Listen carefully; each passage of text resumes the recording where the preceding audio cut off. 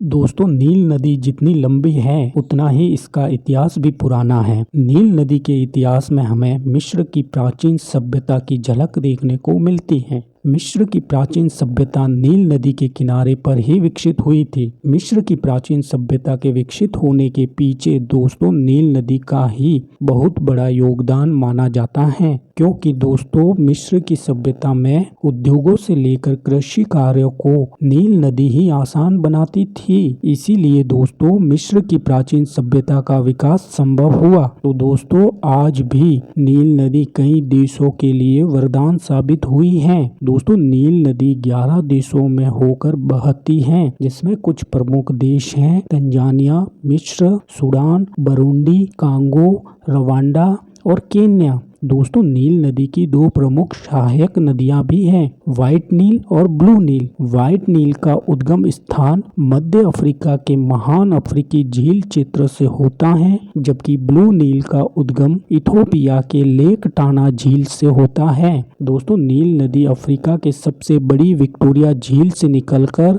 विशाल सहारा मरुस्थल के पूर्वी भाग को पार कर उत्तर में भूमध्य सागर में उतरती हैं। नील नदी विश्व की सबसे लंबी नदी मानी जाती है, जिसकी लंबाई 6650 किलोमीटर है। नील नदी की घाटी एक सकरी पट्टी नुमा सी है, जिसके अधिकांश भाग की चौड़ाई 16 किलोमीटर से अधिक नहीं है। कहीं कहीं तो इसकी चौड़ाई 200 मीटर से भी कम देखने को मिलती है। दोस्तों नील नदी एक विशाल क्षेत्र में चापाकार डेल्टा का निर्माण भी करती है, जो 160 किलोमीटर लंबा और 240 किलोमीटर चौड़ा विशाल डेल्टा बनाती है। दोस्तों नील नदी के किनारे पर कई प्रकार की मिश्रित वनस्पति और सवाना घास के मैदान भी पाए जाते हैं। नील नदी के आसपास का क्षेत्र काफी उपजाऊ है, जो कृषि के लिए अनुकूल माना जाता है। दोस्तों नील नदी का आज भी अफ्रीका महाद्वीप की अर्थव्यवस्था,